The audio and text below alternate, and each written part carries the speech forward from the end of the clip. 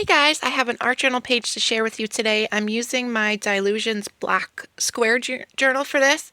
I have this page I started years ago that has a little bit of clear gesso on it and some other paint colors.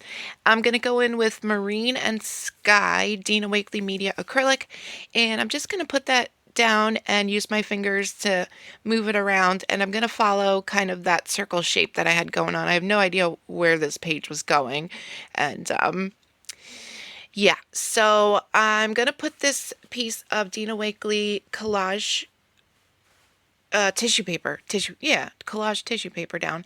And yes, I did put it on upside down. And but that's okay. I'm just using the paint to adhere it, no extra adhesive. And then I'm going to go in with Tangerine, Cheddar, and Magenta, also by Dina Wakley.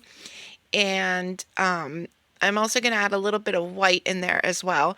And I'm just going to use my paintbrush now to kind of go in like a circular shape, but also but I'm going to blend a little bit with the white, but I'm not trying to be too blendy, if that makes sense. We're going to kick it into hyperspeed and get all those colors down. Did I say fuchsia? I don't feel like I did.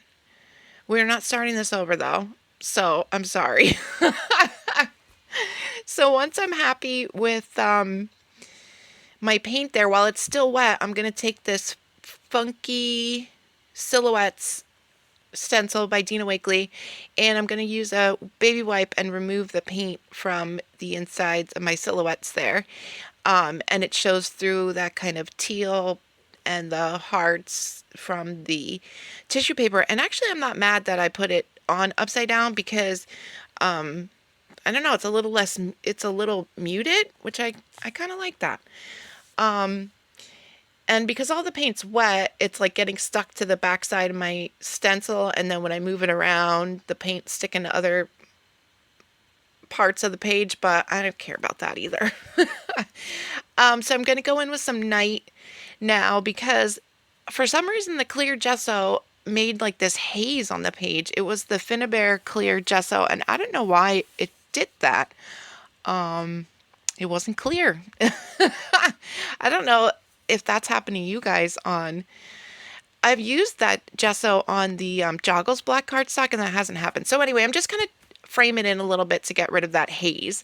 And then I'm going to take my tangerine and lemon scribble stick, and I'm just going to do some like outlining, some real loose scribbly outlining of my people.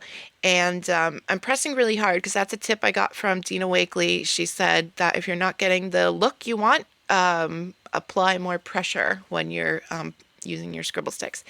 And then I'm going to take my Stabilo Marxall water-soluble pencil and go around them as well. And this is the Posca paint pen in the, I think it's the extra fine tip. But I didn't plan this well because all of those colors underneath and the Stabilo are water soluble, so the white is turning colors and turning gray from the black. But I don't really ever have a plan, so if I did, this wouldn't have happened. So I'm just doing the best I can. And then I had some extra ink pulled up, or paint pulled up on my pen, so I just made little splatters by flicking the pen across the page. Now I have some cranberry Adirondack color wash and Tangerine Dream Dylusions ink spray, and I'm going to use a paintbrush, dip that in my sprays, and put it on the side of their bodies. I want to create like little drippy things coming down. And I was hoping it wasn't going to look too much like blood because that is not what I was going for. So I'm just going to tilt my book, add a little bit of water to it as well, just to get it moving a little bit. I don't really want them to go all the way to the end, like the bottom of the page, but if they do, that's okay. We're just going with the flow here. And then I'm going to take the Adirondack color wash. Now this is meant for fabric, so it's really, really intense. But if you add water, it kind of, it really helps to dilute it. And it dried back quite a bit, you can see here. And then I'm going to outline my people with a black Posca paint pen. And I'm sorry if the voiceover isn't lining up with the video. I don't know if it is. For some reason, my video is like jumpy and I can't really see what's going on. So I'm just kind of trying to go with it. And it took me like, this is my 10th try doing the voiceover, so I am not starting again. So with my Posca pen, I also did like a little scribble journaling around their bodies. And then I'm going to take these collage words by Dina Wakley, and I'm just going to cut out a big one that says tell your story, and then like a couple other little phrases as like supporting elements.